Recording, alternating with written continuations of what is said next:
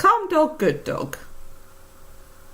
Staying Close by Laura Carter of Littledale Dogs, Hawkhurst. Is this dog under control? So you've just got a glimpse of him there to the left of that bush in front. So he comes straight away when he's called. Comes hurtling across the field, which is great. Fantastic recall there. But then you can see off he goes again. So in contrast, the little dog's behaviour is completely different.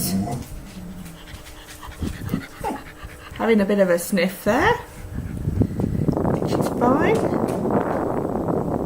You can see very quickly he disappears off out of sight again, behind the bushes. You get a quick glance of him before once again he's out of sight.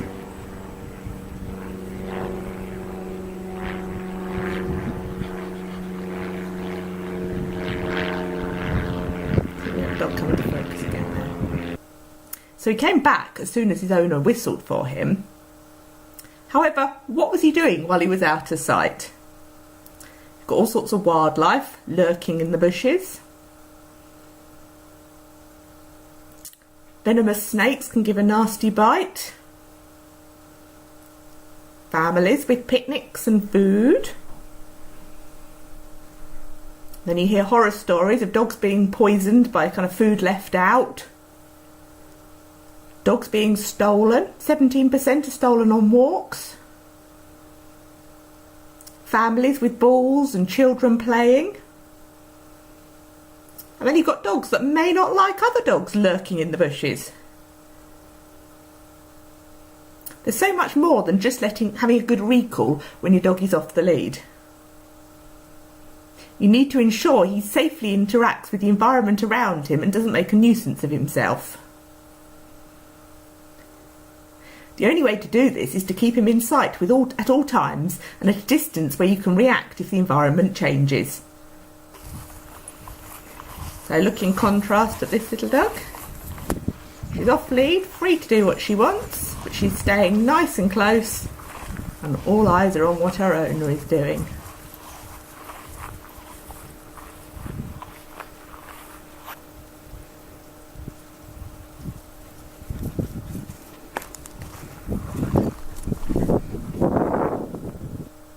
We need to give the dog a reason to stay close to us. And the best way to do this is look at what the environment is offering as an alternative. Environment offer rabbit poo. We can offer taster sausage. The environment offers squirrels to chase. We can offer toys. However, there's more to it than that. We need to think about how the dog uses all its senses to seek out these items. After all, most dogs never actually catch the squirrel, and a rabbit poo is just processed grass. When using treats to keep your dog close, scatter them on the ground so your dog has to sniff them out. Think how prey moves and try to replicate this with toys in play. Prey doesn't run multiple times backwards and forwards in a straight line like a game of fetch.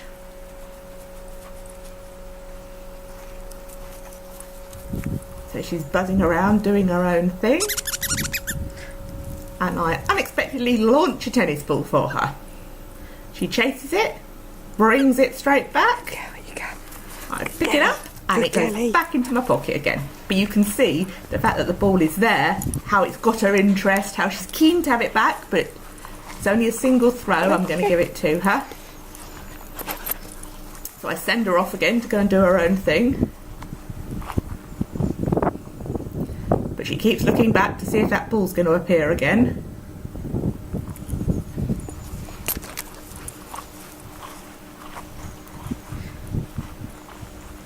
What's this? So she disappears off down the other side of the field. She's missed it. See there, I throw out a treat for her there. But again, it's quite unexpected.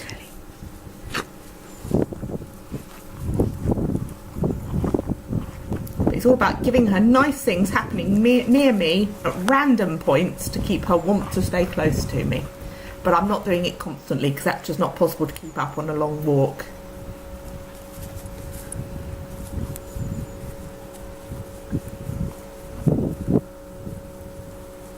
hunting things out, using all her senses, having fun. I squeak the ball when she isn't expecting it and throw it for her to chase. She brings it back and I put it in my pocket. I make a sound before I throw out the handful of treats for her to sniff out. These actions are all random and unpredictable, but they happen near me. This causes her to keep a constant eye on what I'm doing so she doesn't miss anything. Experiment with different things to work with your dog. Some dogs like it when the owner suddenly runs away, causing a chase game. This is called a flirt pole.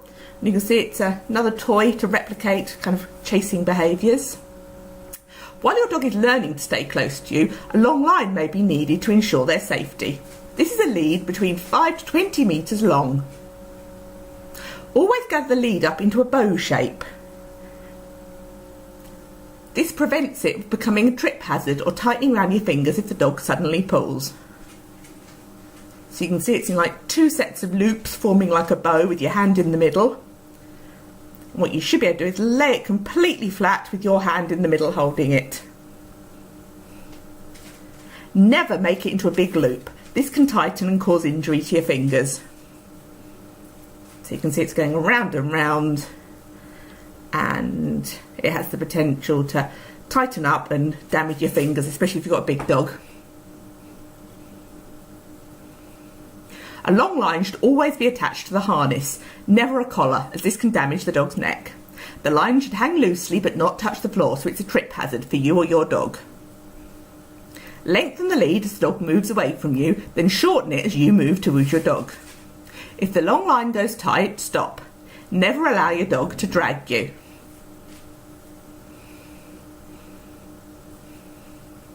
You see Orla here? Hello Orla, nice little wave there. Normally I cut this front bit out, but I thought that was cute.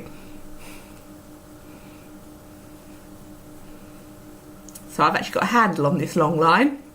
So I'm using that as kind of a basis to hold on to. And then I'm making it into those nice loops, nice strong hold there. So I make a loop bows. Bow one side,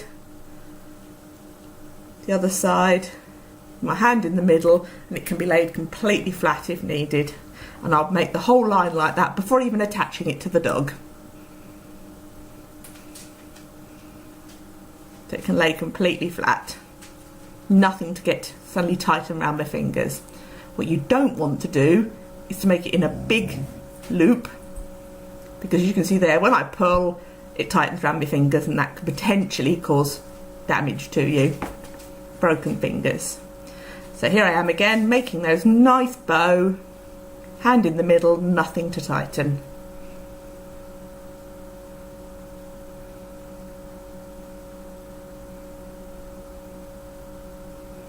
I then attach the end of the lead onto the back of the dog's harness.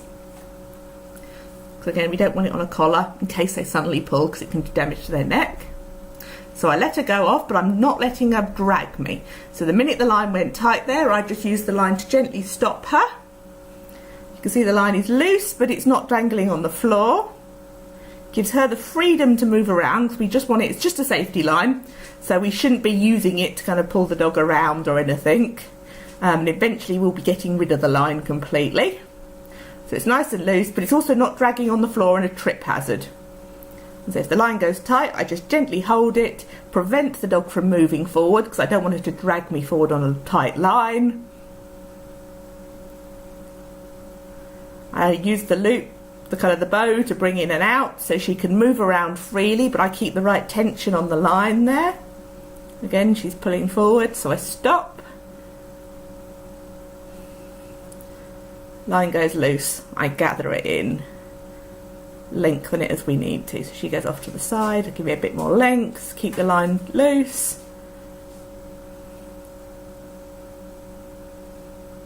So obviously having a good sniff at something.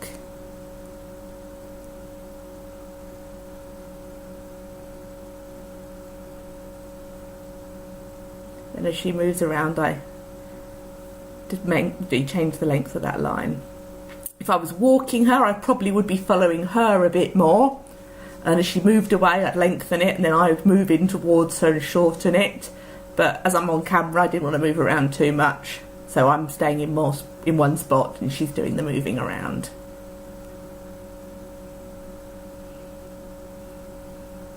You can see at no point is the lead dragging on the floor. There you go, gather it in, she comes in. Practice keeping your dog close in areas with minimal distractions. Use the long line if you think they're likely to go further than you'd like. When you're ready, we can start working on distractions. There's a separate video on this. Distractions need to be added in whilst carefully controlling the dog's excitement levels. This involves watering down the distraction by adding distance from it, using scent articles rather than the real thing, or using feathers rather than a bird. So here you can see the dog is on lead. We have a controlled distraction in a dog crate there. I think it's actually a tortoise under a blanket. You've got the long line there so he can't rush over. Nice distance from it. I mean, he will be able to smell it, but enough that he can remain calm and respond to his owner, staying a nice distance away. And then here's the same dog a few sessions later, now off lead, again staying nice and close to his owner. And again, I think we've got the tortoise again in the distraction. And you'll notice he does go over, kind of to check it out, but he doesn't go right up to it, and he's happy to walk away with his owner. And she then throws a ball, which he has good fun chasing. So the fun is near his owner and not what's in the crate.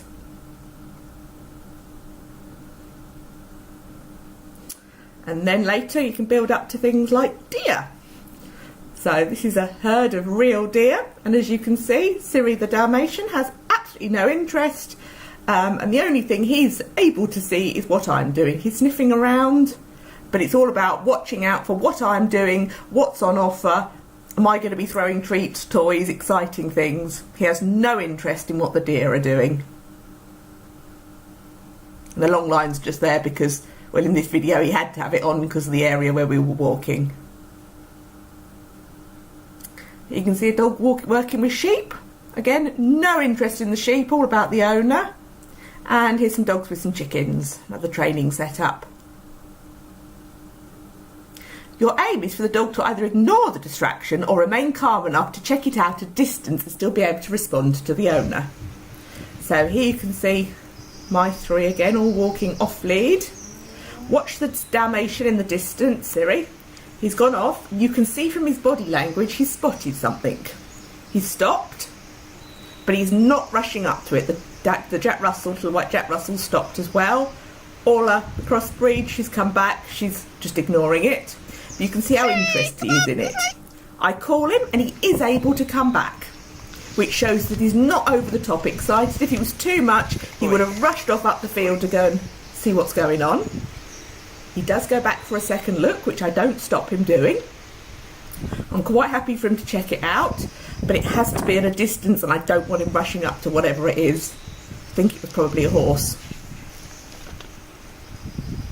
You can see how interested he keeps looking over in that direction. He's completely off lead, but he's not running over there. He's staying under control and he's able to listen to me, and that's the important bit. You can see the other two are kind of ignoring the distraction, but Siri's quite interested. I say they're all under control, and that's what you want when you're out on walks, is that if something changes in the environment, they're not rushing over to it. You're remaining under control. Again, they keep coming back to me. They're not rushing off to whatever it is that's exciting up the top of the field. And then he's able to go back to his sniffing. So he'd lost interest in whatever it was. You can see I keep getting little glances back to what I'm doing.